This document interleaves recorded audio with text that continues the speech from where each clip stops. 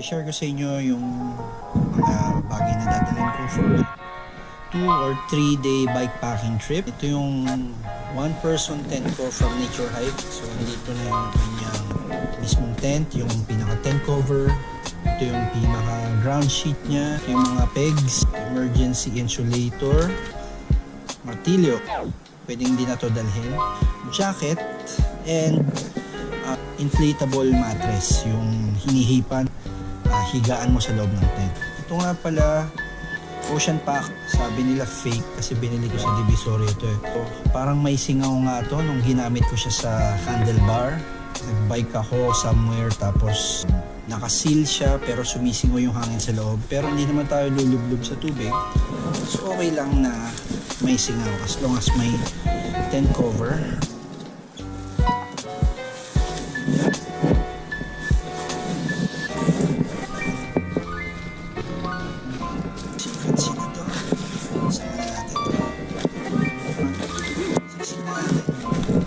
Natin itong Nature Hike windscreen. Windscreen para saan? Para to sa stove. Pag nagluluto kayo, ang raincoat.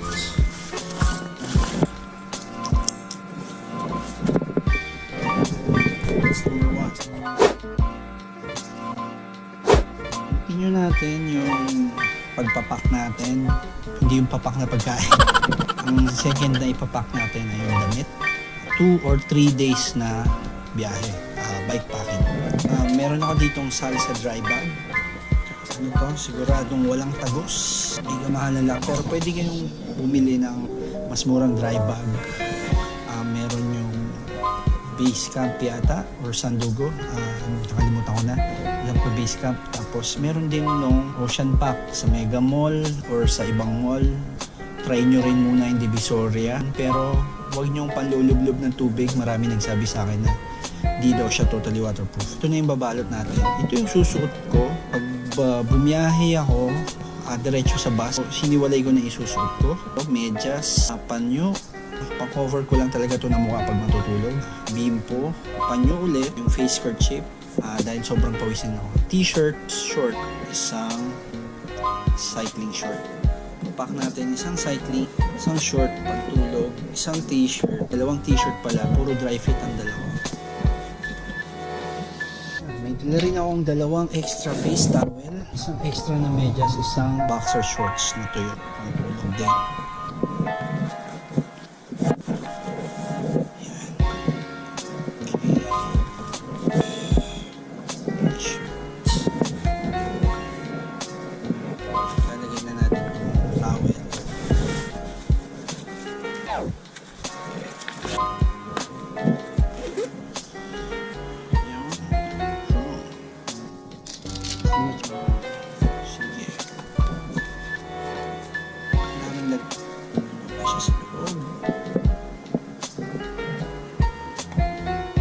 Okay, ano siya natin ilalagay? Yan yung medyas. Added cushion doon sa drawer. Naisip natin na magdagdag na ang ano pa. Ito ko na ilalagay. Dito ko na rin ito ilalagay.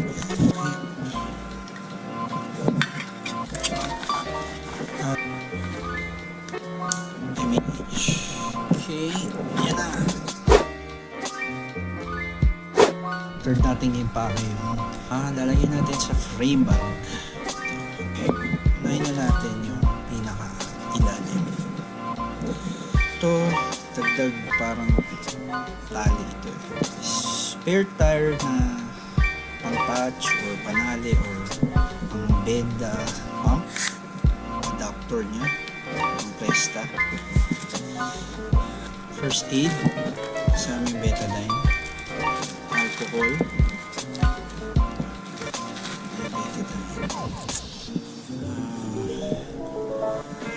multi-tool, off lotion, lubricant, pang-vulcanize, pang-patch, extra brake pads, adapter para sa stove, MSR stove, racket, added lang na lalagyan ng tubig, pang filter, water filter, toothbrush, hindi ito pang ngipin, pang didis ng kadena, ganun din. Expected natin yung ruta natin magiging maputi. Headlight, testing natin kung may ilaw. Tingnan natin dyan. Hindi naman to Gorilla Tape pero T-Rex tape to eh. Bakit ako meron ito? Malaking tulong to eh. Pwede siyang pang-patch, pwede siyang pang-benda ng sugat, pwede siyang pantali ng sapatos pag nasira. Meron akong 5 battery ng GoPro.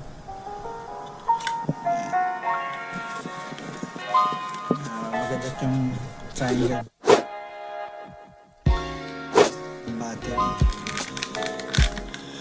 Ang GPS. Battery naman para dun sa backup natin na light siya.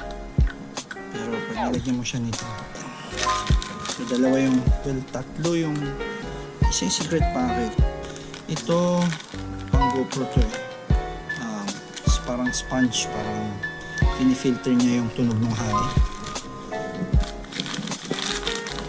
Ganun pa pwede. Okay. Wet wipes. Kremil S, dahil minsan sinisigmura ako. Salon pass, just in case. Yes, standards na eh. Trail mix. Ready-made trail mix na siya, mga 50 plus pesos. Mount sa GoPro, pwede ilagay sa upuan ka. Ano ba? Ito, just in case makarating tayo Dinggalan, tapos may makakainan tayo. Pag hindi na, backup lang to. Kahit isa na nga lang ang dalihin natin. Tama guys. Ito yung type B. Ang ganito.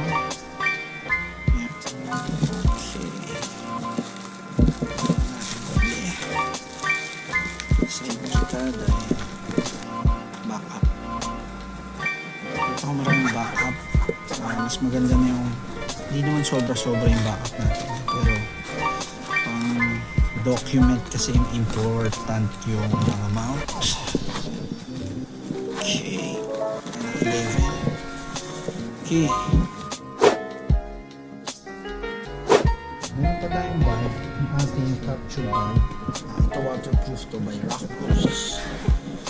Yung laman nito, meron akong extra tube, meron akong tire lever, extra knife, meron tayong isang multi-tool, meron tayong cutter, manipis lang na chain lock, meron tayong ulit multi-tool na maliit dun sa caliper ng brakes. Okay. So, ito natin. Malaking tulong na marami yung bag sa bike. Lalagay tayo ng back gear. Feedbag, meron silang 1 liter. Lalagay din tayo ng Conquer na feedbag na pang 1 liter.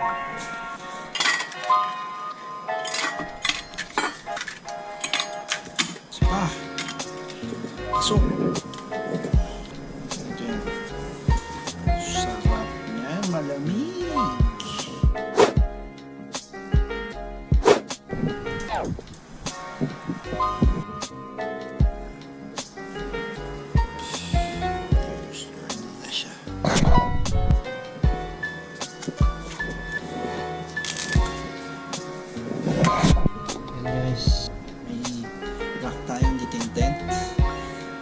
Natin. Dito yung basic bike tools, dito yung mga ibang gamit natin like first aid, stove, yun, tapos vacuum flask. Ito yung mga damit natin na tuyo. Dito ibang batteries. Dito rin sa yung drone. May food tayo dito, trail food. Maglalagay pa tayo dito ng bawang. So,